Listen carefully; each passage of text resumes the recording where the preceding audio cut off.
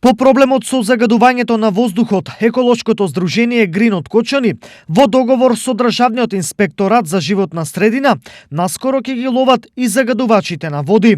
Што значи ова и на кој начин ќе се реализира?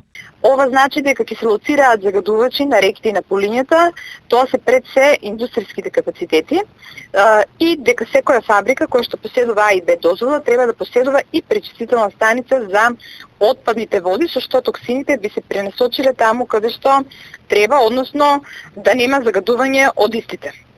Исто така ќе апелираме и за санација на оштетените канали во полињата и тесководите, така што водата и фекалиите нема да истекуваат на несоодветни локации. Според Симонова, состојбата со загадувањето на водите е алармантна, особено во Кочанскиот регион. Во Кочани загадувањето на реките веќе покажа дека е во голема мера, така што нашите реки веќе спаѓаат во 5-та и 6-та категорија од загадување, што значи дека веќе во нив ќе нема жив свет.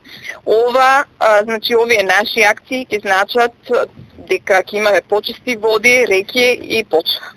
Според Државниот завод за статистика, од вкупно 110 милиони кубни метри отпадни води, дури 80 милиони непречистени завршиле во реките и во природата во текот на 2018 и 2019 година.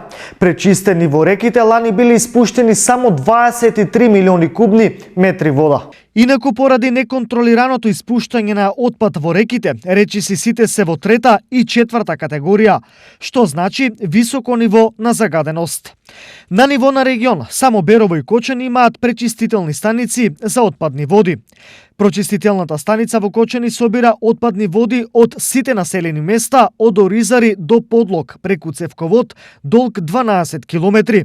Освен што ги прочистува отпадните води, прочистителната станица произведува и органско ѓубриво.